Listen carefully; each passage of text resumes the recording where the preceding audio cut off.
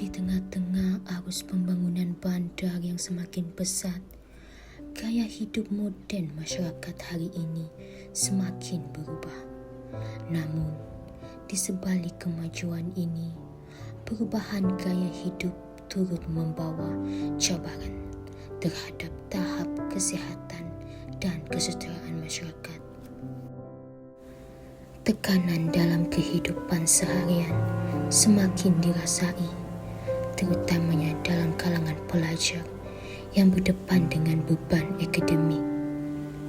Ramai yang mengalami keletihan mental, kehilangan fokus dan tekanan emosi akibat rutin harian yang berterusan tanpa rehat yang mencukupi. Ada yang kelihatan hilang arah, ada yang terpaksa menahan tekanan seorang diri, dan ada juga yang menunjukkan tanda-tanda fizikal seperti keletihan melampau.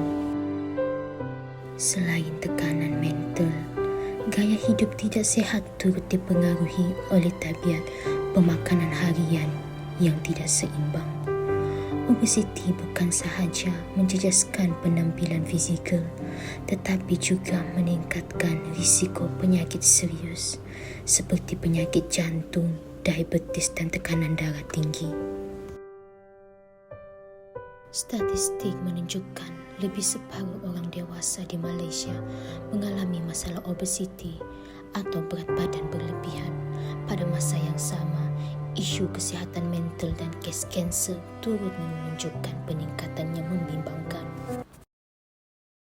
Bagi menangani pelbagai cabaran global, Pertubuhan Bangsa-Bangsa Bersatu telah memperkenalkan Sustainable Development Goals atau SDG yang mengandungi 17 matlamat pembangunan mampan menjelang tahun 2030. Daripada 17 matlamat tersebut, SDG 3 memberi fokus kepada kesihatan dan kesejahteraan yang baik.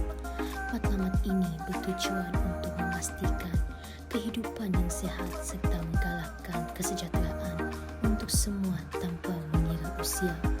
SDG 3 turut menekankan penjagaan penyakit, penjagaan kesihatan mental dan pengamalan gaya hidup sihat dalam kalangan masyarakat. Bagi mencapai matlamat SDG 3, masyarakat digalakkan untuk mengamalkan gaya hidup yang lebih aktif melalui aktiviti fizikal secara berkala. Aktiviti seperti berjogging, berjalan pantas atau brisk walk dan senaman berkumpulan seperti Zumba merupakan antara cara yang mudah dan berkesan untuk meningkatkan tahap kesihatan. Selain membantu meningkatkan kecergasan fizikal, aktiviti ini juga mampu mengurangkan tekanan, meningkatkan tenaga dan menyumbang kesejahteraan mental yang lebih baik. Bagi menyokong SDG 3, kumpulan kami mencadangkan program fun run dan kempen kesihatan untuk menggalakkan masyarakat mengamalkan gaya hidup yang lebih aktif dan sihat. Kempen ini mempunyai 3 objektif. Objektif pertama adalah menggalakkan penyertaan komuniti dalam aktiviti fizikal.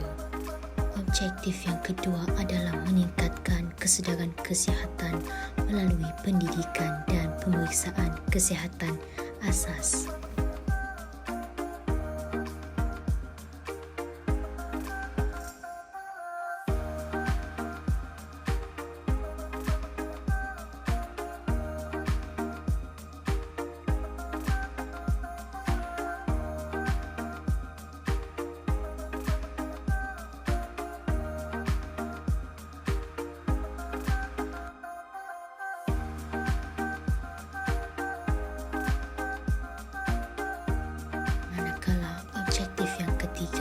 Mempromosikan kesihatan mental dan mengeratkan hubungan komuniti.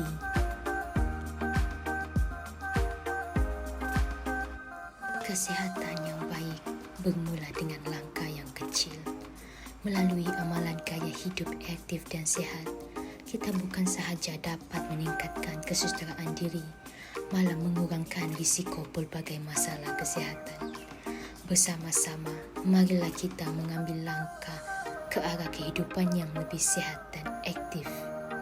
Karena setiap langkah yang diambil hari ini merupakan pelaburan untuk kesehatan masa hadapan.